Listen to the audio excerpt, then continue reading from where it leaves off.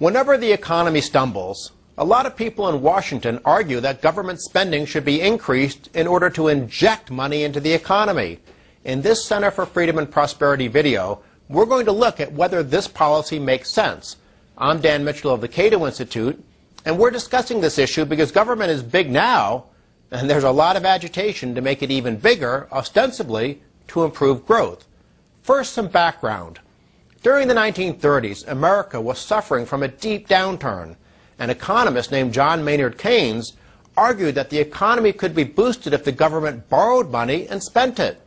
According to this approach, which is now known as Keynesianism, this new spending would put money in people's pockets, and the recipients of the funds would then spend the money.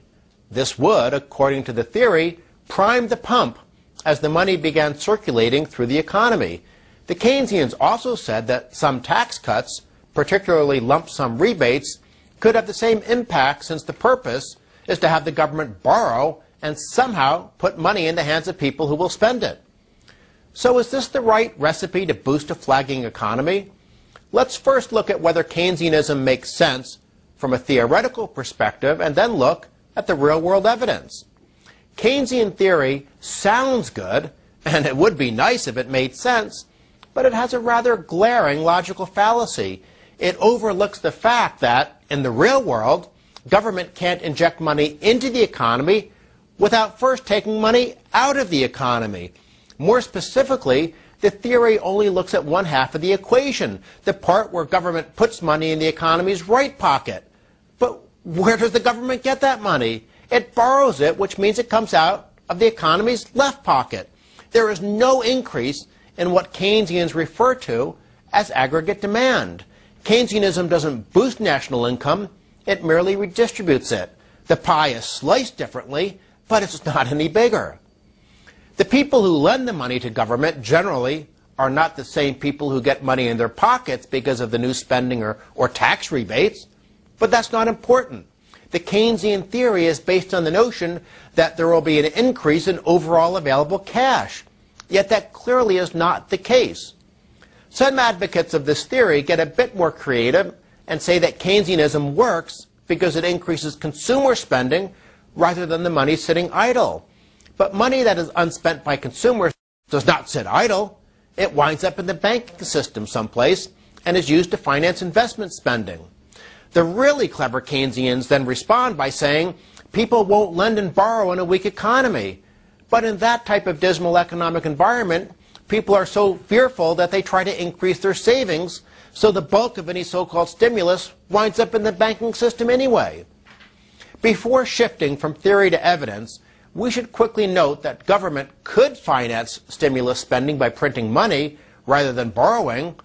Thankfully, that option doesn't seem to be on the table, since almost all politicians now realize that it would be foolish to mimic the disastrous inflationary policies of basket case economies such as Argentina and Zimbabwe. Looking now at the real-world evidence, it's even more clear that Keynesianism is a failure.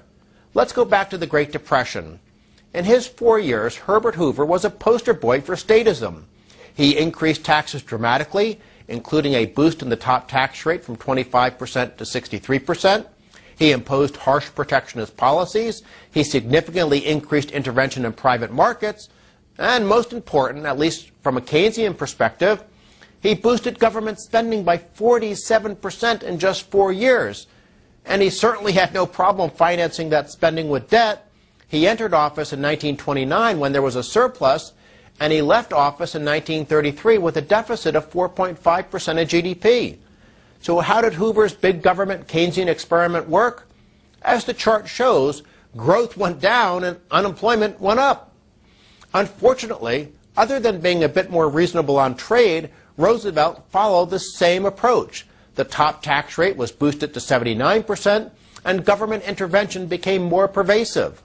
Government spending, of course, skyrocketed, rising by 106% between 1933 and 1940. But this big government approach didn't work for Roosevelt any better than it did for Hoover.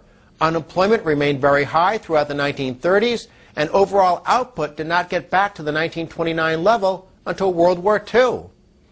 Other Keynesian episodes generated similarly dismal results. though fortunately never as bad as the Great Depression. Gerald Ford did a Keynesian stimulus focused on tax rebates in the mid-1970s. The economy did not improve, but why would it? After all, borrowing money from one group and giving it to another group does nothing to increase economic output. As we've explained in other videos, tax cuts only boost the economy if they reduce the tax penalty on work, saving, and investment, i.e., lower tax rates, not gimmicks. More recently, George W. Bush gave out so-called rebate checks in 2001 and 2008, yet both times there was no positive effect. And he certainly was a big spender, yet that didn't work either. Not that this should be a big surprise. Even left-wing international bureaucracies are producing research showing that bigger government hurts economic performance by misallocating national resources. Indeed, if you want to get a survey of the literature paper reviewing this evidence showing that big government means less growth, just send an email to the address on the screen. The international evidence also shows the foolishness of Keynesianism. The most obvious example may be Japan, which throughout the 1990s tried to use so-called stimulus packages to jumpstart a stagnant economy.